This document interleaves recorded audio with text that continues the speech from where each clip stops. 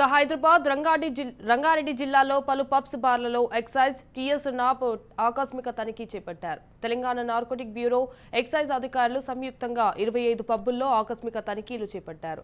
107 మందికి drug detection కిట్లతో పరీక్షలు నిర్వహించారు.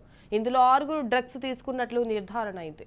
అయితే శుక్రవారం రాత్రి 11 గంటల నుండి 1 గంట వరకు తనిఖీలు కొనసాగాయి. మరోచోట్ల గంజాయి పరీక్షల్లో 2 పాజిటివ్ నిర్ధారణ అయింది. రంగారెడ్డి జిల్లాలోని బార్లో మరో 3 వ్యక్తులు డ్రగ్స్ తీసుకున్నట్లు తేలింది.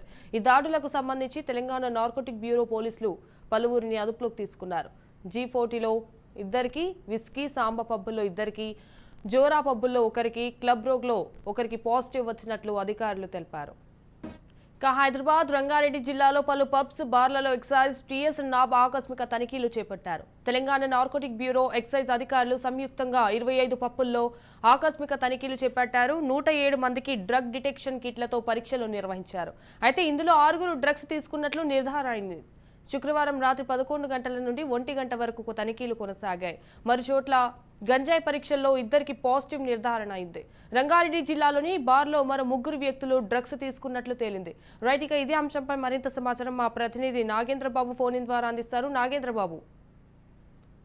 రైట్ సంజన, హైదరాబాద్ లో పబ్లపై అయితే ఇటు రైట్స్ అయితే కొనసాగుతూనే ఉన్నాయి. ఇటు ఎక్సైజ్ అలాగే టీఎస్ నాబు సంబంధించినటువంటి అధికారులు పోలీసులు అయితే ఆకస్మిక తనిఖీలు చేపట్టడం అయితే ఇప్పుడు చర్చానీయాంశంగా మారింది. హైదరాబాద్ వ్యాప్తంగా కూడా హైదరాబాద్ లో ఏదైతే నిన్న అంటే శుక్రవారం రాత్రి 11 గంటల నుంచి దాదాపు 3-4 గంటల పాటు అంటే 1 గంట వరకు కూడా ఈ తనిఖీలు చేపట్టినట్టు తెలుస్తుంది. అయితే మొత్తం 25 పబ్బుల్లో కూడా ఈ తనిఖీలు చేపట్టగా 107 మందికి డ్రగ్స్ డిటెక్టివ్ కిట్లతో పరీక్షలు అయితే చేపట్టారు. అంటే హైదరాబాద్ పబ్లలో ముఖ్యంగా ఇటు డ్రగ్స్ రహిత రాష్ట్రంగా చేపట్టాలని చెప్పేసి, రహిత రాష్ట్రంగా మార్చాలని చెప్పేసి ఒకవైపు ఇటు సీఎం రేవంత్ రెడ్డి మొదటి నుంచి కూడా డ్రగ్స్ పైన ముక్కుపాదం మోపుతూ పోలీసులకు ఆ డ్రగ్స్ కు సంబంధించి యాంటీ నార్కోటిక్ బ్యూరోను కూడా ఇటు ఏర్పాటు చేయడం జరిగింది. డ్రగ్స్ ఎవరైనా తీసుకుంటే కఠిన చర్యలు తప్పవని మొదటి నుంచి సీఎం రేవంత్ రెడ్డి కూడా చెప్తున్నటువంటి పరిస్థితి. ఈ నేపథ్యంలోనే ఇటు పోలీసులు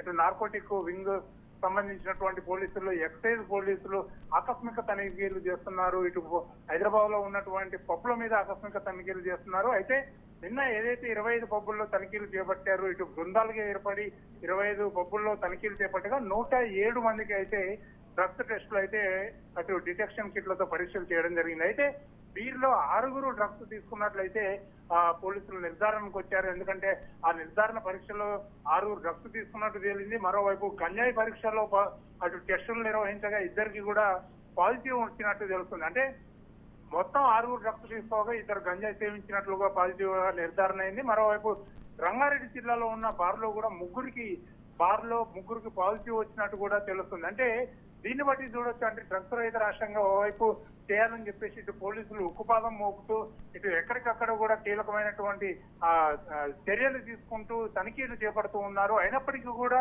ఈ డ్రగ్స్ మాత్రము అసలు ఆగడం లేదు. ఈ డ్రగ్స్ వ్యవహారం అనేది ఎప్పుడు ఒకసారి ఏదో ఒక పబ్లో బయటికి పడతానే ఉంది. సో ఈ నేపథ్యంలో పోలీసులు కఠినంగా వ్యవహరిస్తున్నారు. దీనికి సంబంధించి నిన్న ఏదైతే ఈ 25 పబ్లకు సంబంధించి చూసుకుంటే G40, whisky samba, Zora club rogue పబ్బుల్లో తనిఖీలు చేపట్టినట్టు తెలుస్తుంది. అలాగే మిగిలిన పబ్బుల్లో కూడా ఇంకా దీనితో పాటు ఇంకా 30కి పైగా పబ్బుల్లో కూడా తనిఖీలు చేపట్టారు. మరి ఈ తనిఖీల్లో అయితే ఇప్పటి వరకు కొంతమందిని డ్రగ్స్ తీసుకున్నట్టు గుర్తించారు. అయితే ఈ డ్రగ్స్ ఎక్కడి నుంచి ఈ పబ్లోకి సరఫరా అవుతుంది, అసలు ఎవరు సప్లై చేస్తున్నారు, ఎక్కడి నుంచి ఈ డ్రగ్స్ మొత్తం ఎక్స్పోర్ట్ అవుతుంది, ఇంపోర్ట్ అవుతుంది అనే విషయాలపైన ఇప్పటికే పోలీసులు కూడా ఆరా తీస్తున్నారు. ఇటు డ్రగ్స్ రహిత రాష్ట్రంగా చేపట్టేందుకు సీఎం రేవంత్ రెడ్డి ఏవైతే కీలక వ్యాఖ్యలు చేశాడో దానికి తగ్గట్టు పోలీసులు కూడా ఎప్పటికప్పుడు పబ్ల పైన రైళ్లు నిర్వహిస్తూ తనిఖీలు చేపడుతూ ఇటు డ్రగ్స్ సేవించే వారిని వెంటనే అరెస్ట్ చేసి ఆ డ్రగ్స్ ఎక్కడి నుంచి వస్తుందనే విషయాల్ని ఊపిలాగుతున్నటువంటి పరిస్థితి నెలకొని సంజన. సో ఈ నేపథ్యంలోనే అంటే వీళ్ళని విచారిస్తే పూర్తిగా ఇంకా ఎక్కడి నుంచి గంజాయి సప్లై అవుతుంది, ఎక్కడి నుంచి డ్రగ్స్ వస్తుందనే విషయాలు ఇంకా బయటికి వచ్చే అవకాశం ఉంది.